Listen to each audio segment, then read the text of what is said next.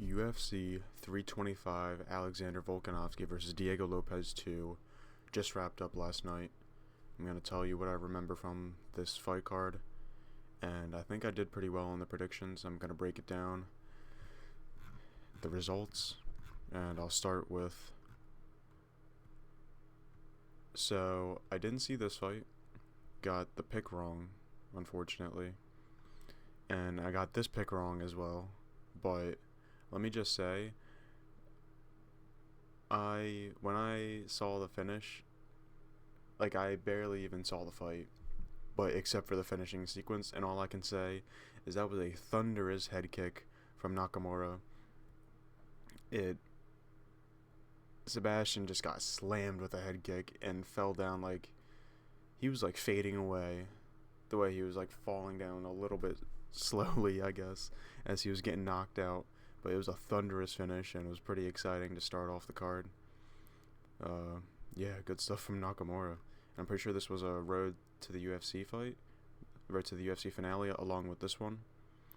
And conveniently, we're going to move on to Dom Marfan versus Sangwook Kim. It was okay. I mean, they kind of had a pretty decent scrap. I think Kim tried to mix it up a little bit with grappling. But Dom Marfan was just piecing him up a little bit more, landing better, and maybe a little more volume as well.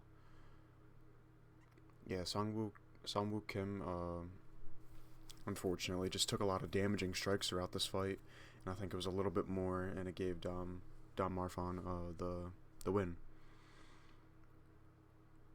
I don't know if I got this pick right, honestly, but screw it. Moving on, Kaan Ofli versus Yizha. Ladies and gentlemen, we witnessed a travesty. We witnessed a robbery in front of our eyes. If you watched Kaan Ofli versus Yizha, if you know, you know. Yizha just got brutally robbed. I will say I can sort of see the first round going to Kaan Ofli, and I think it was also the third round that he won, clearly. But that first round's a bit of a toss-up that I think Yizha won.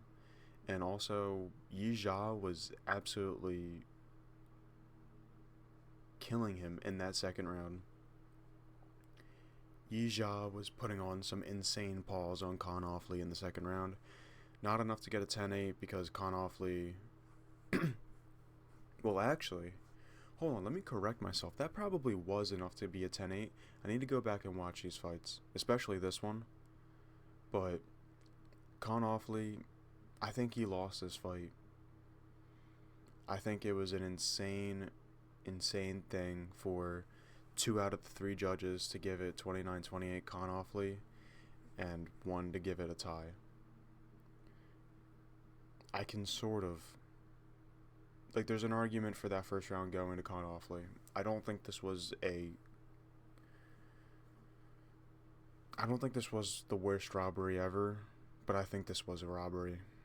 I think Yizha probably did win that first and second, and did enough to win.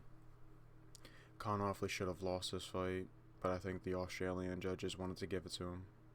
They wanted to continue on the Australian supremacy. Nah, but... Damn, it sucks so bad for Yizha, for him to lose that fight, man. Because Yizha did pretty well, and it sucks to be robbed, but this is classic UFC judges. This is nothing new to us. This sport has no shame, it has no integrity. They will blatantly lie to our faces and give us results that don't make any sense, and they want us to accept it. It's disgusting. So I'm just going to move on to the first fight of the prelims. Jonathan Micalleff versus Oban Elliott. Man, this was so sad to watch, man, because I wanted Oban to win. I wanted Oban to win so bad. And he was winning. He was brutalizing Jonathan Micalleff constantly throughout that first round. Like, god damn it, Oban, you had it. You had it. You had him dead to rights. You were piecing him up. You were piecing him up so badly. But Jonathan Micalleff, within not too long of being rocked, he gets on a takedown quick. He gets Oban Elliott down, and he submits him from rear naked choke. The warrior that Oban is, he didn't want to go out. He didn't want to tap, so he decided to go out. And it sucks so bad, man. Because he had it. Oban had it in his hands, and he let it slip. But great win from Jonathan Micalleff. Took a lot of damage, but fought through it. Went through the fire. And when it was his time, he took advantage of it. When Jonathan Micalleff found the moment that suited him best in this fight, getting to that takedown, getting on the back quick, getting the rear naked choke quick, and squeezing with all of his might, it shows some heart, and it shows grittiness, and that's something that can't be taught. So it's good to see that being shown from Jonathan Micalleff, but it sucks so bad from Oban Elliott. Sucks so bad because he had him dead to rights. But at the very least, Oban, you'll probably have another shot in the UFC, so I want to see you fight again, bro, and I want you to do better. Alright, Jacob Malkoun versus Torrez Finney. Torrez Finney is just complete garbage. I believe I also described in my predictions that I heard through the grapevine and stuff that Torrez Finney is a complete can. And even though he won his first UFC fight, for me to hear that he's a can and he's trash, and he only had one fight in the UFC that he won via decision, it says something. It says that his performance wasn't good at all. And same goes with this performance, man. Torrez Finney, just absolute garbage. Like, his striking is terrible. Constant looping hooks and shit. Like, within, like, the second round or something, or, like, the first, he got thrown down, and it seemed like he tore something in his knee. He immediately gave a reaction. And throughout the rest of the fight, he was very, very light on his right leg. And it came to his detriment. He was not as mobile. He wasn't able to explode and try to find a finish as easily as he could have if that knee wasn't compromised. But Jacob Malkoun put it on him. I wasn't impressed by this performance, though, especially when Torrez Finney wasn't mobile and was throwing some bullshit. If I'm gonna be honest, he was throwing the bullshit with his hands, and Jacob Malkoun couldn't finish him. So it's something to be said with that. But Torrez Finney just complete garbage, and eventually got schooled in the decision. Alright, next up, Cam Rowston versus Cody Brundage. Cam Rowston gets it done. It was a bit of a scrap for a second. Cody Brundage was swinging on him, and he was connecting at points. But Cam Rowston found the shot on Cody Brundage and put him away. Cody Brundage, I was not impressed by his stand-up at all. Like, he was getting wild at times. He was getting real wild. And Cam Rowston just... Is this the guy that's training out of CKB? Yeah, it is. Cam Rowston. I'm pretty sure he was finding great knees throughout this fight. Cody Brundage was just swinging, man. He was just swinging. And it just wasn't a good look for Cody, honestly. Like, even though connecting at times and stuff, it just looked sloppy. It looked real sloppy, and when you have a guy that trains out of CKB and is as tall as Cam Rowston, it's going to be difficult to really get in for connections with your fists. So, very good stuff from Cam Rowston. He has a really good, like, play at distance, you know? Like, these CKB guys, they kind of handle distance pretty well with their distance management. So yeah, pretty good stuff from Cam Rowston. I can't recall much else, so good win from Cam Rowston. And to Junior Tafa versus Billy Elekana. For a second, I thought Junior Tafa was going to make me eat my words in a very terrible fashion. He almost chinned Billy Elekana tremendously.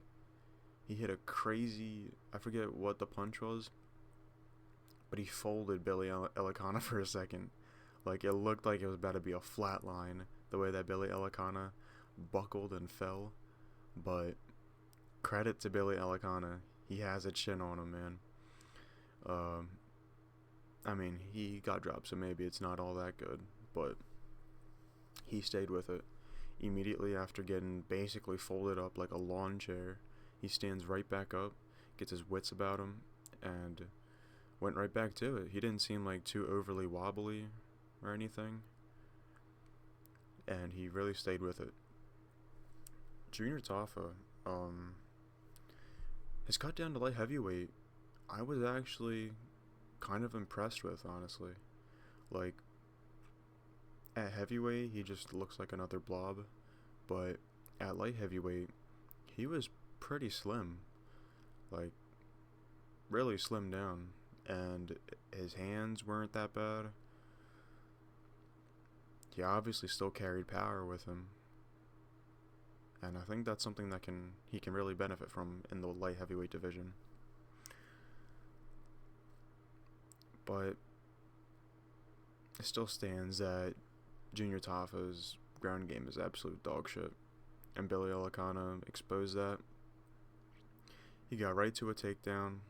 Then from there, it was just complete ease. Latched up a quick rear naked choke. If you see in the slow-mo of the submission, Billy Elekana's eyes roll in the back of his head with joy and pleasure of knowing that he just won a finish bonus. Because you can see him smile and shit while latching up that rear naked choke, and it was wraps from there. He squeezed with all of his might in that rear naked choke and got it. I will say, a lot of rear naked choke submissions on this card. Billy Elekana, though, I was a bit skeptical about him when I first saw his debut against Bogdan Guskov. I knew he was going to get destroyed. But Billy Elekana has been showing some good strides in his career, even though this is Junior Tafa, and even though it's whoever that big Brazilian guy he fought last time was, even though it's guys that aren't that good, really. He's showing levels on guys that are bad UFC standards. So Billy Elekana might be making a good run in the light heavyweight division, and I'm here for it, man. He seems alright. He talks like nah, I'm a chill. But yeah, good submission from Billy Elekana. And two, the main card of Quillan Salkilld versus Jamie Mullarkey. As I said, another quick rear naked choke. Quillan Salkilld just really showed levels. Really utilizes grappling. When you see his head kick KO over Nazar Akbarast, it's hard to forget that Quillan Salkilld is pretty slick in the grappling department. He was able to get to quick transitions and quick takedowns, something that's pretty good in this light heavyweight, in the lightweight division. Yeah, I mean, not too much to really say. It's hard to really remember the leading up moments to the submission, But I do remember Quillan Salkilld really mixing it up with his grappling and taking it to Jamie Mullarkey. It wasn't like a rear naked choke like under the neck, like traditionally. It was more like a face crank, but Jamie Mullarkey's head was like twisted to the side, so it was really cranking on his neck and in his jaw, and a combination of those things really resulted in the submission win for Quillan Salkilld. Good stuff, man. Good stuff. I want to see more. And Teixeira.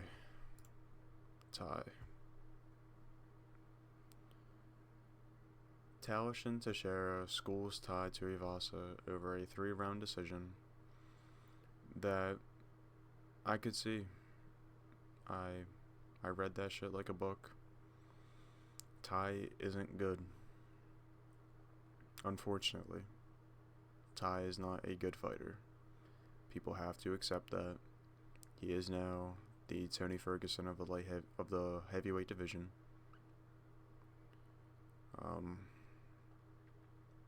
Credit to Tai, he kept trying to scrap it out in difficult moments when he was getting taken down and like mounted and shit.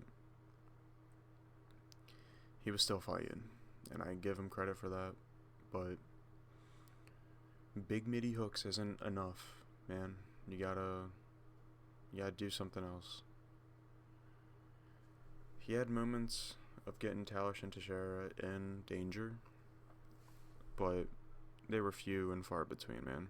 Tallison Teixeira, over the course of those first 2 rounds, was just battering up Tai and mixing in the takedowns as well, getting control over him. But in that 3rd round, Tai had Teixeira rocked like twice, and like there were, especially like a minute and a half in, I think it was, he rocked him really bad. Like Tallison Teixeira was rocked badly, stunned badly, and Tai pressed him against the fence. Like in what could have been a finishing sequence, instead of Tai staying at like boxing range and in the phone booth and trying to swing hooks and get wild on him, he got wild for like a few seconds and then started hugging him, pressing him against the fence. I think it was at the end of the 2nd round, he rocked him and then hugged him for like a minute and a half straight. And then in the 3rd round, it was like the same story. Whenever he rocked him, he would just press him against the fence. Tai was the guy pressing him against the fence. I could see Tallison Teixeira leaning his 6'7" body on Tai Tuivasa as he was being pressed against the cage. Tai was carrying all of his weight, making him even more tired, making him want to press him against the cage even more to try to get his cardio back.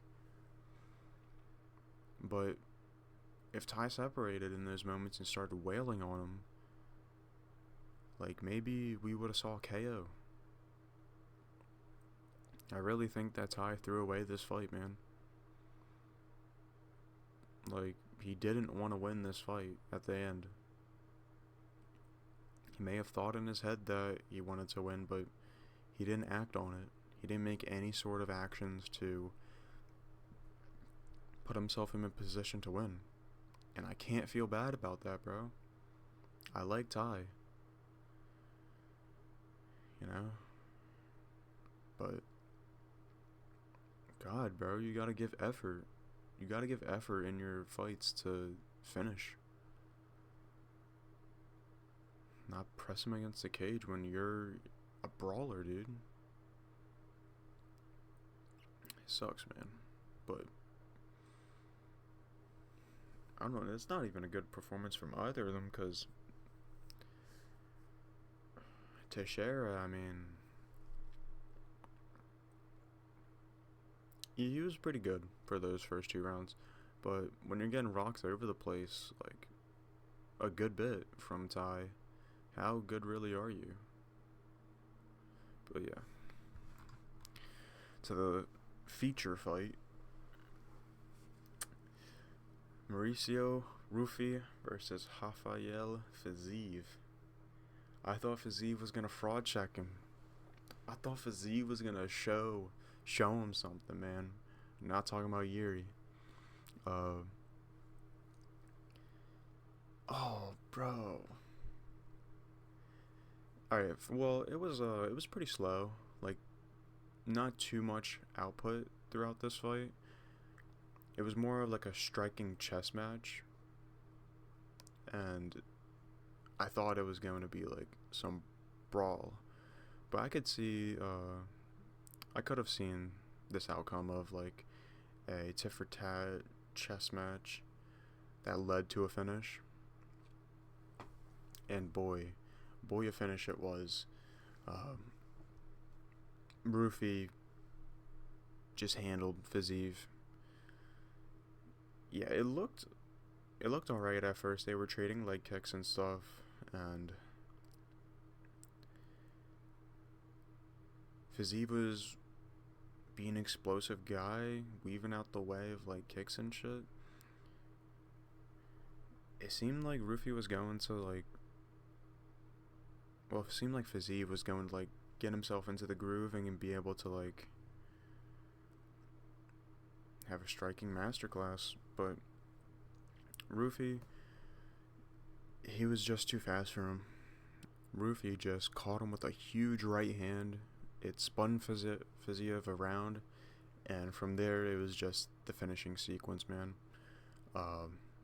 Just a thunderous right from Ruffy that went through Fiziev's guard and spun his ass around, beat down from there.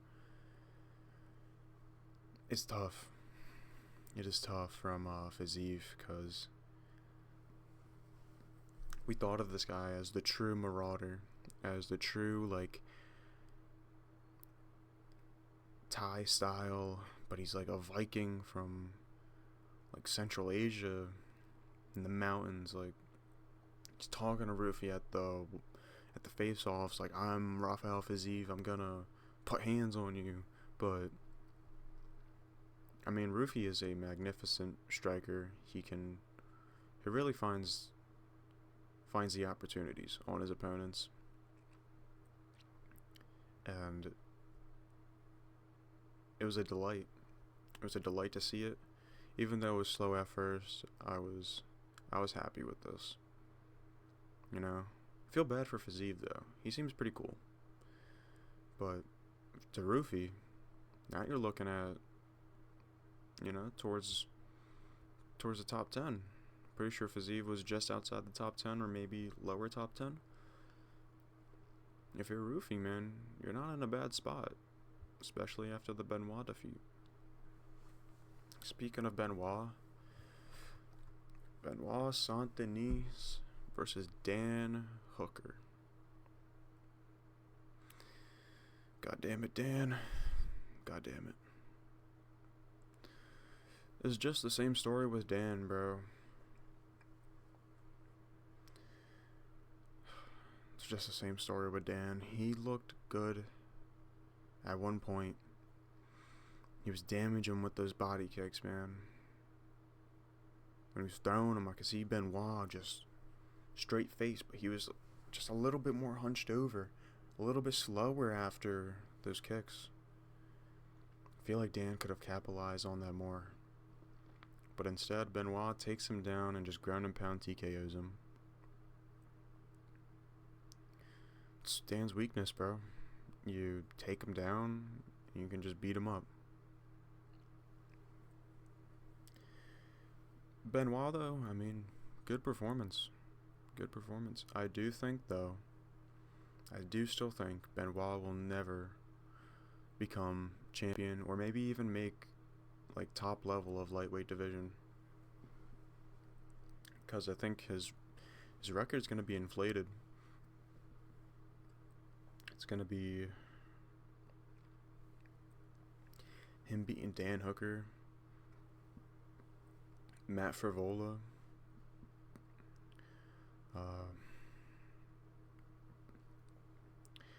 and Ruffy. I mean, Ruffy, yeah, like, Benoit, he's good. He has potential to be really good too. But I just don't think he's going to make it in this division. I do think, you know what, maybe I'm a little bit wrong about Benoit, because I could see him giving Keiichiro problems. I really do. Actually, no. No, after the Patty performance, bro, maybe Keiichiro fucking batters him. Maybe Keiichiro batters Benoit.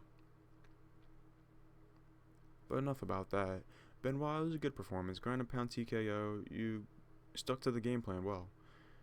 But he was in trouble for a second there. Those body kicks were getting through, and I don't think he was liking it. Dan, it sucks, bro. It really sucks.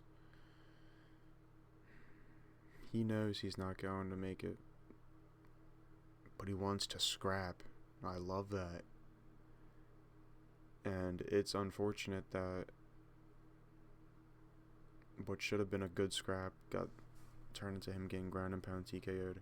I hope they give him strikers and more suitable matchups, because I feel like he could give us some great entertainment, and he could rack up some decent wins if they start giving Dan more favorable matchups. But good stuff from Benoit. Stuck to the game plan, did it well. Can't wait to see what he does next. And to the main event, I told you so. Done. Let's Oj. Come on, man. Little Tim Tam? Little Tim Tam snack? No, but Volk, man. 37 years of age. Still putting it on these young bucks, man. Like, I will say, it was close though. And 50-45 is a absolutely faded scorecard. But I do think Volk got that. I don't even remember the order of the rounds that each of them won.